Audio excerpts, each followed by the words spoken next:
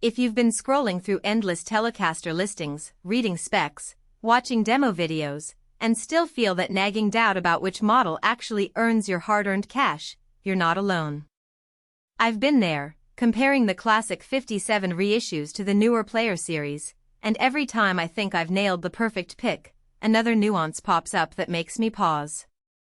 That's why today's deep dive is all about cutting through the noise and seeing whether the Fender 75th Anniversary American Professional Cabronita Telecaster really lives up to the hype.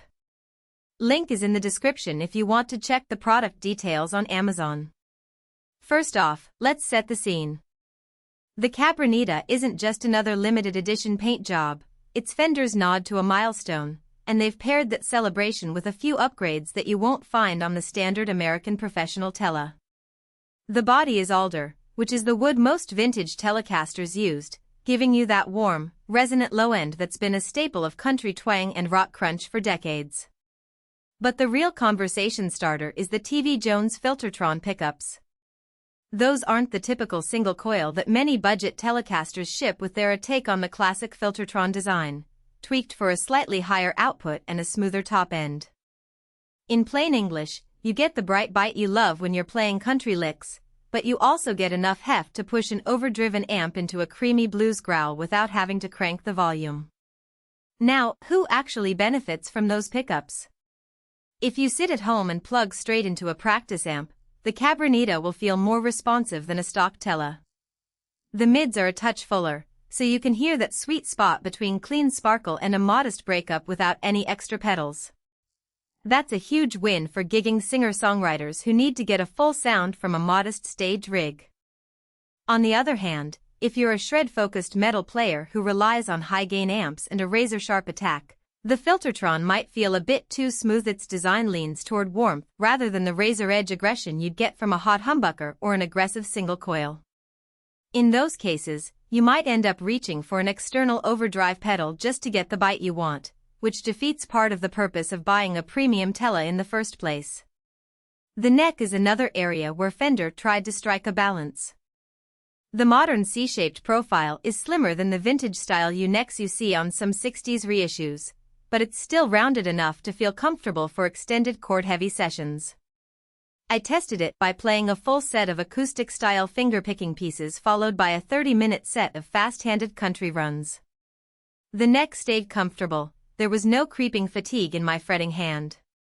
That said, the radius stays at a standard 9.5 inches, which means if you're used to a flatter 12-inch radius for big bends, you might notice a slight limitation when trying to bend those high E notes on a screaming solo.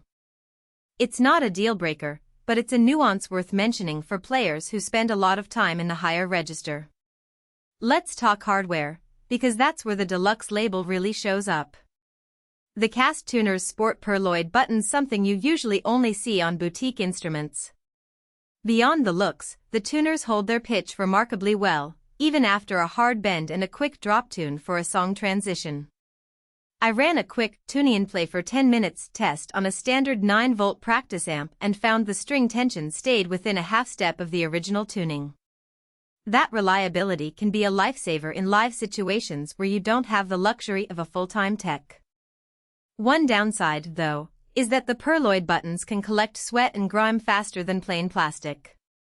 A quick wipe after a sweaty gig keeps them looking fresh, but it's an extra maintenance step that some players might overlook. Aesthetically, the Cabronita lives up to the signature Fender finish promise. The blue finish is deep, with a satin-to-gloss transition that catches the light just enough to stand out on stage without becoming a visual distraction. The pickguard and hardware are all black, which gives the guitar a modern, slightly aggressive vibe while still nodding to the classic Tele shape. I paired it with a vintage-style Strat-shaped case for travel, and the finish held up beautifully, no scratches after a week of road testing in a cramped rental car.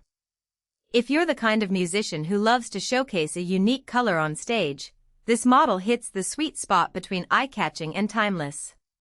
Now, let's get to the price conversation. The 75th anniversary model sits at the higher end of Fender's Telecaster range, which is understandable given the anniversary branding and the TV Jones pickups. When you compare it to a standard American Professional Tele, you're paying a premium for the exclusive finish, the upgraded pickups, and the deluxe tuners. If you're a collector or a fan of limited edition gear, that premium feels justified. However, if you're purely after a workhorse,